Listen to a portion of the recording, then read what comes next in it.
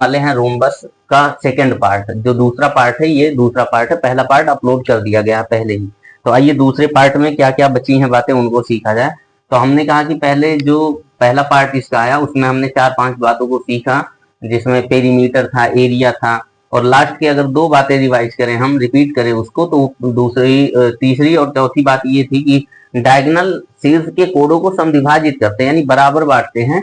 ये शीर्ष के कोड, ये शीर्ष के कोण हैं, इनको समविभाजित करते हैं, ये इसको समविभाजित करेगा।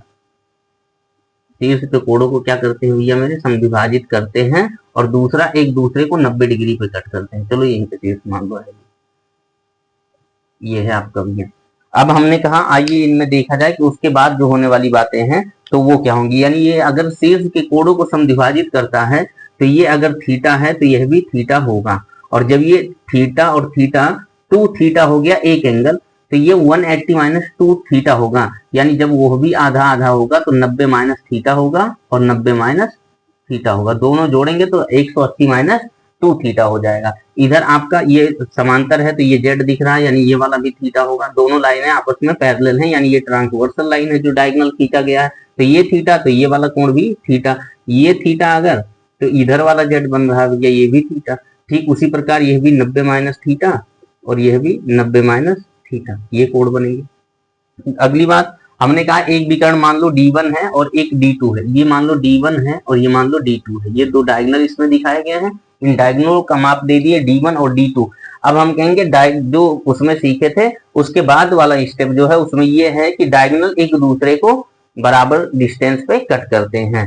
अब बराबर डिस्टेंस पे जब ये कट करेंगे तो इनके डायगोनल के संबंध में हम देखेंगे कि इनके संबंध क्या होने वाले हैं। तो ये आप D1 बटे D2 है, ये D2 का आधा हो जाएगा तो D2 बटे 2 हो जाएगा। ये वाला साइड यहाँ से मान लो ये O पे कट कर रहा है तो O से लेके B तक की दूरी D2 बटे 2 हो जाएगा, क्योंकि पूरी लाइन D2 है और ये पूरी लाइन D1 है, तो ये भी D1 बटे 2 हो जाएगा। D1 बटे में 2 हो गया ये वाला। और एक बात और सीखे थे कि इनके विकर्ण जहां कट करते हैं वहां 90 डिग्री का कोण बनाते हैं, तो ये 90 डिग्री का कोण भी है। अब हम कहेंगे इनके डायगोनल में अगर संबंध देखा जाए तो डायगोनल में जो संबंध आने वाला है वो ये है कि जब ये 90 डिग्री पर कट कर रहे हैं तो ये एक समकोण बन रहा है। इसमें भी थीटा है और इसमें भी थीटा है, इसमें भी थीटा है, इसमें भी थीटा एंगल है। इसमें भी 90 माइनस थीटा, 90 माइनस थीटा, इसमें भी 90 माइनस थीटा, 90 माइनस थीटा, सभी में कोण समान है।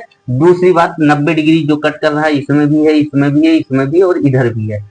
तो इसके सामने इसमें भी एक साइड ए है, इसमें भी एक साइड ए है, इसमें भी एक साइड ए है, इसमें भी एक साइड ए है। यानी अगर ये कहा जाए तो जो चार के चारों त्रिभुज दिख रहे हैं ये चारों आपस में कांग्रुएंट है। जब ये कांग्रुएंट है तो इनके एरिया जो होंगे वो समान होंगे, ये भी बात कहा जा सकता है। यानी इसका एरिया यदि 1 है तो इनका भी 1 होगा, इनका भी 1 होगा और इनका भी 1 ही होगा, मतलब चारों का जो एरिया आएगा वो समान होगा।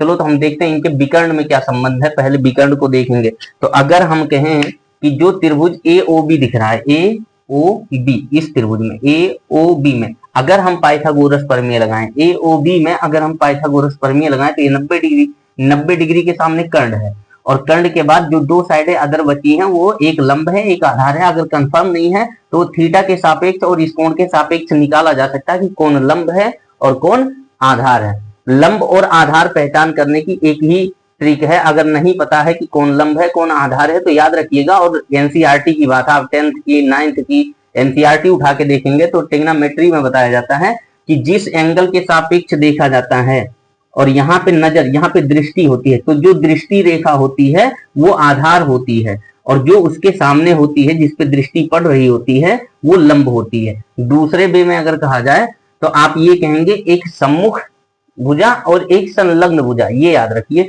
तो जो संलग्न भुजा होता है उस कोण से वो आधार कहलाता है, और जो उस कोण के सामने जस्ट होता है वो लंब कहलाता है। तो ये बहुत बढ़िया ट्रिक है, यानी सम्मुख है तो लंब और संलग्न है मतलब सटा हुआ है उस एंगल से तो आधार, आधार रेखा और लंब रेखा। तो लंब और आधार ऐसे डिनोट कर लेंगे, वो ट्रिग्नोमेट्री की बातें हैं, एक एक करके बढ़िया डिटेल से उसको भी सीखेंगे, लेकिन अभी उसकी बारी नहीं है। अभी सीखना हमको ये है कि जो विकर्ण है उनमें संबंध क्या है और विकर्ण के रिलेशन एक दूसरे से कैसे करके एरिया या जो भी कुछ बनाया जा सकता है उनके बारे में सीखेंगे। तो आइए चलिए उसको देखा जाए। तो हमने कहा पाइथागोरस प्रमेय लगाएंगे।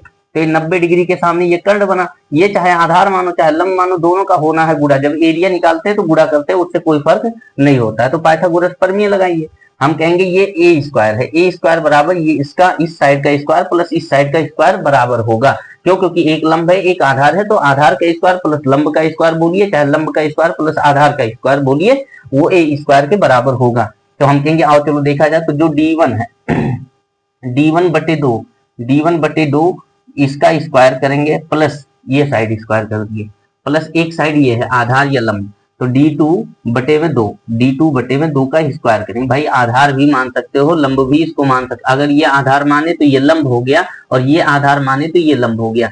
ट्रिक आपको बता रही है कि सम्मुख और संलग्न के साथ पहचान करिए अगर कभी जरूरत पड़े तो। अदरवाइज आप D1/2 और D2/2 करके यहाँ पे आप समझ सकते हो कि लंब का स्क्वायर प्लस आधार का स्क्वायर बोलो, चाहे आधार का स्क्वायर प्लस लंब का स्क्वायर बोलो, होना वही है। बराबर ये हो जाएगा किसके भैया? ए स्क्वायर के। बराबर ये हो जाएगा ए स्क्वायर के, यानी ये जो ए स्क्वायर है ये आपका कर्ण है। क्या है भैया? मेरे कर्ण है। तो इनका स्क्वायर करिए तो आप कहेंगे, मैं एकदम बेसिक से बता रहा हूँ, मैं मान रहा हूँ कि आपको समझ आ रहा होगा कि D1 का स्क्वायर प्लस D2 का स्क्वायर बराबर 4A स्क्वायर, इसका सीधा सा यही इक्वेशन बनने वाला है। लेकिन समस्या ये है कि जो अभी फ्रेशर हैं जिनको कुछ नहीं पता है इसके बारे में, तो उनके लिए मैं एक एक पॉइंट बेसिक से एकदम जीरो लेवल से शुरुआत कर रहा हूँ, जमीन से उठना है। तो D2 जो D2 है D1/2 है, D1/2 का D1 स्क्वायर बटे में 4 बनेगा, प्लस ये D2 का स्क्वायर बटे में 4 ये भी बनेगा, और इधर बना A स्क्वायर। जब A स्क्वायर ये बन गया तो आप कहेंगे ये 4 से में एलसीएम का नियम लगाएंगे, तो एलसीएम बटे में 4, D1 square plus D2 square बटे 4 हो जाएगा। बराबर जब इधर भेजेंगे तो 4 इधर गुणा होगा, तिरछा गुणा, तो आप कहेंगे D1 का स्क्वायर प्लस D2 का स्क्वायर बराबर 4A स्क्वायर हो जाएगा। तो संबंध आपका निकल के आ गया कि यही आपका संबंध होने वाला है दोनों डायगोनल में और 4A स्क्वायर में। अब हम कहेंगे भैया इनका एरिया देखा जाए। इनका एरिया अगर देखा जाए तो हम कहेंगे एक त्रिभुज का एरिया निकाल लें, और चारों त्रिभुज समान है, चारों त्रिभुज आपके समान है, तो एक का एरिया निकाल के क्यों ना हम 4 से गुणा कर दें इसमें, तो भी तो आ जाएगा, आएगा ना? ठीक है, आओ चलो देखा जाए। भाई हमने कहा एक त्रिभुज में पकड़ रहा हूं, वो भी त्रिभुज AOB जो सीधा दिख रहा है AOB। इस त्रिभुज का अगर हम एरिया कह दें तो ये वाला आपका क्या है? ये वाला लाइन, ये जो नागिन जा रही है इसको देखिए ध्यान से, नहीं पहुंच जाए पैर के पास। ये AB जो है ये कर्ण है। क्यों कर्ण है? क्योंकि 90 डिग्री के सामने पड़ रहा है, ये 90 डिग्री के सामने पड़ रहा है। हमेशा 90 डिग्री के सामने का कोण वो साइड कर्ण कहलाता है। तो इसका एरिया अगर निकालेंगे हम एरिया, तो एरिया कैसे निकलेगा भैया? 90 डिग्री में तो और आसान है, जो 90 डिग्री का कोण बना रहे हैं दोनों साइड, और दोनों साइड कौन होंगे? एक लंब होगा एक आधार होगा, उन दोनों का प्रोडक्ट और बटे में आधार, यानी आप वही नियम लगाएंगे 1/2 गुणे बेस इंटू हाइट, गुणे बेस इंटू हाइट। ये आप कहेंगे, अभी तो आप दोनों साइड बता रहे थे जो 90 डिग्री बना रहे थे, बात तो वही है भाई। यहाँ पे समझिए जरा, ये एक ट्रायंगल बना रहे हैं, आइए समझिए कैसे होगा इसमें।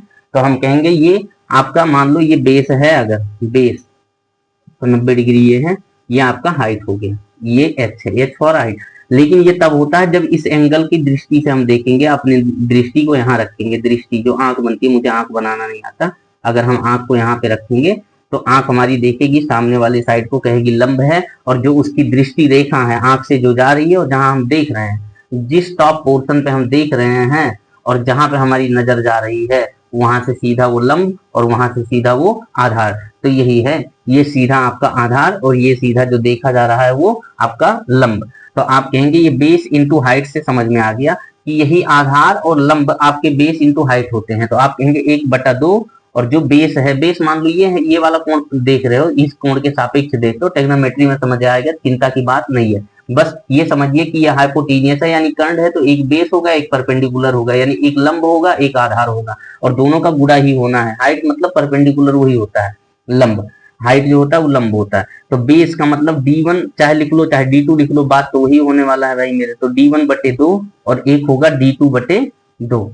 D2/2। ये एक त्रिभुज का एरिया आ गया। अब हम कहेंगे इसमें गुणे अगर हम 4 कर दें तो पूरा ये समचतुर्भुज का एरिया आ जाएगा, पूरे समचतुर्भुज का एरिया। तो हम कहेंगे 2 × 2 2 दूना 4, ये कट गया और ये कट गया, यानी आपका जो आंसर मिला वो D1 × D2 और ये 1/2 से गुणा होगा तो बटे में 2 बन जाएगा। यानी जो एरिया निकल के आया समचतुर्भुज का वो ये निकल के आया कि D1 × D2 बटे में 2। तो जब कभी भी दोनों विकर्ण ज्ञात रहे तो आपको ये नियम लगाना है कि d1 इंटू d2 बटे में 2, और दोनों डायगोनल के वर्गों का योग बराबर होता है उसके परिमाप के वर्ग के 4 गुने के। ये परिमाप आपका होता है 4a, सॉरी साइड का स्क्वायर कर दिया जाए और 4 गुना कर दिया जाए, उसके बराबर होता है डायगोनल का स्क्वायर जोड़ दिया जाए, दोनों डायगोनल का स्क्वायर जोड़ने पर। तो ये हो गया।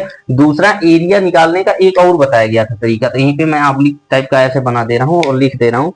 जो आपको बताया गया था वो ये था कि ए स्क्वायर साइन थीटा, किस में भैया ये किस में हो रहा है ये, तो आप कहेंगे ये समचतुर्भुज में हो रहा है। किस में हो रहा है? समचतुर्भुज में, क्योंकि ये एंगल थीटा माने थे और ये साइड ए, ये साइड भी ए, तो हमने बताया था इसका और इसका गुणा और बीच का एंगल जो है उसका साइन प्रोडक्ट लेंगे।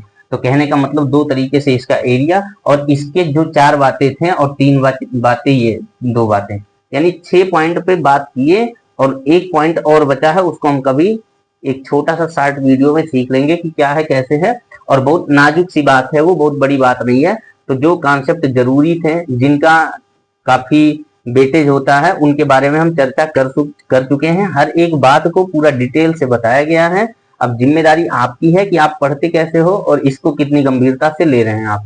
तो ये अपना समचतुर्भुज पूरा कंप्लीटली खत्म हुआ। अब हम अगले वीडियो में जब मिलेंगे तो उस पर ट्रेपेजियम पे चर्चा करेंगे कि ट्रेपेजियम क्या है। तो एक एक करके हम 3 चीजों को पहले खत्म कर चुके थे, वो वर्ग था, आयत था और पैरेललोग्राम था, मतलब समांतर चतुर्भुज था। और आज हम रोम्बस का ये सेकंड पार्ट है, ये सेकंड पार्ट भी हम खत्म कर चुके हैं रोम्बस का। तो इन सभी को आप बढ़िया से पढ़िए, रिवाइज करिए, बार बार इस वीडियो को देखिए। अगर लगे कि नहीं एक बार से नहीं काम हो रहा है तो 2 बार देखिए। वीडियो की स्पीड अगर कम लगे तो ज्यादा कर लीजिए, ज्यादा लगे तो कम कर लीजिए, सारी सुविधाएं हैं। क्वालिटी अगर डाउन दिखे, साफ ना दिख रहा हो, क्योंकि ये थोड़ा प्रभाव हो सकता है, एक तो बोर्ड थोड़ा छोटा है।